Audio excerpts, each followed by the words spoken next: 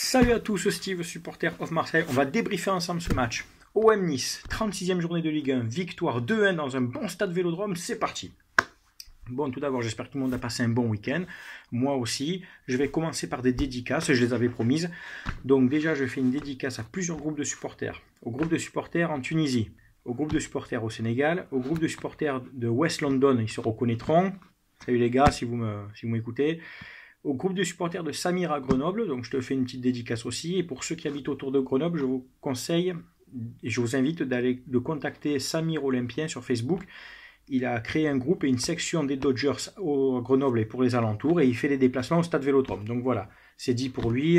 Si j'ai des gens autour dans l'Isère et tout, contactez-le. Je fais une dédicace aussi à mon pote Mathieu Suarez, il se reconnaîtra. Tu es passé sur Canal Plus hier, on t'a vu. Voilà, j'espère que tu n'as mordu personne. Hein, toi-même, tu sais. Bon les gars, allez, on va commencer par le débrief. L'ambiance, bon, stade rempli, ça fait plaisir. Il y a juste les Ultra 84 qui n'étaient pas là, malheureusement, encore à cause d'une sanction. Et encore des sanctions. C'est lourd tout ça. Enfin bon, la saison est bientôt finie. Au moins, on va passer à autre chose au niveau des sanctions de la Ligue. Le jeu 4-2-3-1, Mandanda dans les buts, qui reprend une place de titulaire. Je pense Garcia lui donne du temps de jeu en prévision de la finale contre l'Atlético, où je pense que 9 chances sur 10, Mandanda sera titulaire. La défense centrale, donc c'était Rolando Gustavo. Je pensais que c'était allait être Rolando Camara, et donc Gustavo au milieu de terrain. Mais c'était bien aussi, du coup c'était costaud. Le jeune Camara joue en milieu de terrain avec Anguissa.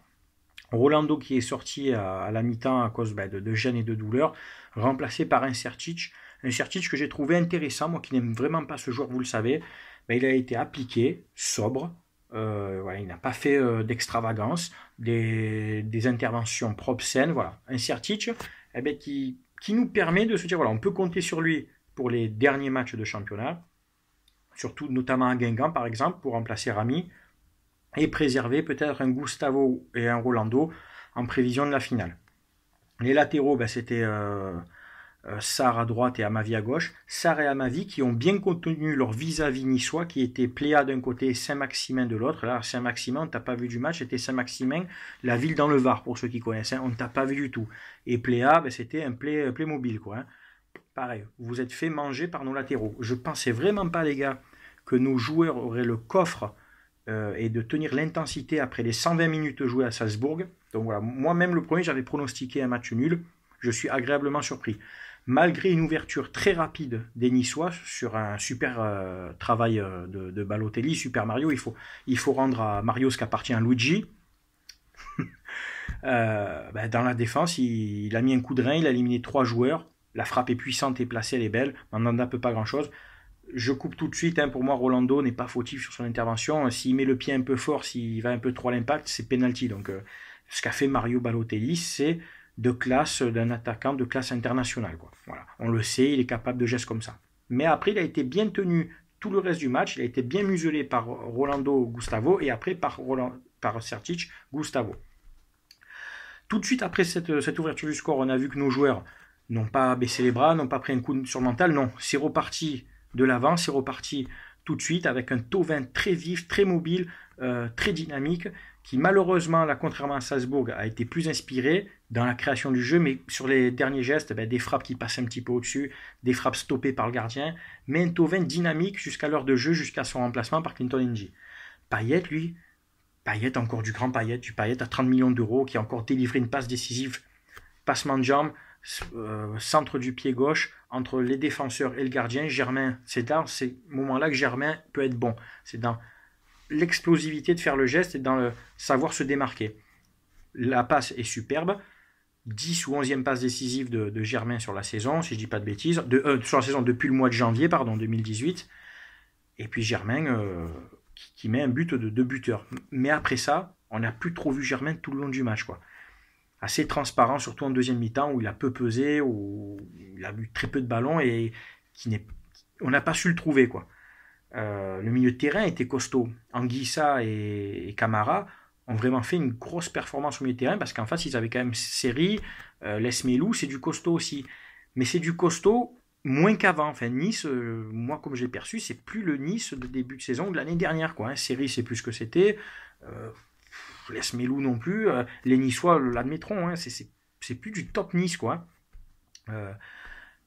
vraiment un bon travail de Camara qui est sorti à la fin remplacé par Sanson pour le faire un peu souffler, mais qui a fait vraiment une bonne performance au milieu de terrain. C'est vraiment l'avenir avec Gustavo l'année prochaine au milieu de terrain, ou un autre milieu de terrain si Gustavo est replacé dans l'axe en défense, mais ça sera un autre débat. Les joueurs offensifs, donc Thauvin en a parlé, Payet top match, Germain en a parlé, Ocampos que j'ai trouvé bon défensivement pour aider à ma vie, mais après très discret offensivement, un peu brouillon, un peu de gâchis. Je pense qu'il est un peu émoussé aussi, il accuse un peu le coup. Mais le danger ne venait pas par lui, de toute façon le danger venait par Payet, par sa disponibilité, ses mouvements, ses passes précises. C'est vrai que si on jouait avec un top buteur européen, ou un mec qui te met 25 buts par saison, ben Payet finirait à plus de 25-30 passes décisives dans la saison. Il faut être honnête les gars, regardez là le nombre de ballons qu'il donne entre ceux qui sont mal exploités ou gâchés et ceux où ça fait mouche. C'est vraiment, avec un Payet, il te faut un attaquant du même niveau que Payet, quoi, dans l'efficacité, je veux dire. Et là, on serait second avec des 6, mais bon, on serait second à l'aise, quoi.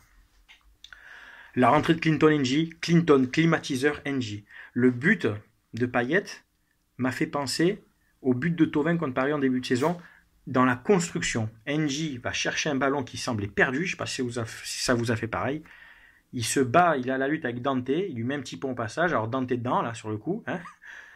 Et après, il a mis propre nickel à Payet qui a pris le temps. Alors, le temps, ça m'a paru long. 3 touches de balle avant de la mettre. J'en étais là, pour ceux qui étaient au stade ou devant la télé comme moi. Mais enfin, mes tirs, non, il a pris son temps propre, plat du pied. Quand certains se seraient affolés, auraient mis une mine ou auraient tiré à côté.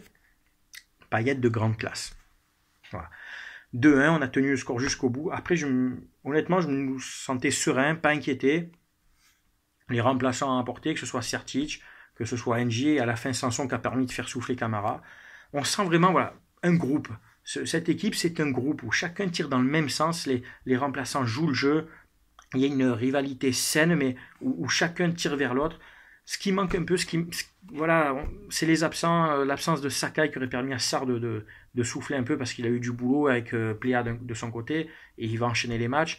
Mitroglou aussi. J'aimerais vraiment que d'ici la finale, on récupère au moins Mitroglou ou Sakai, ça va être compliqué. C'est dommage parce qu'on a besoin vraiment de tout le monde dans cette fin de saison. On n'est pas décroché de Monaco et de Lyon. Je ne pensais vraiment pas qu'on arriverait à tirer ce match. Bravo vraiment aux supporters déjà pour l'ambiance. Et puis bravo aux joueurs qui ont vraiment tout donné, mais avec application et sérénité, quoi. Coaching de Garcia payant.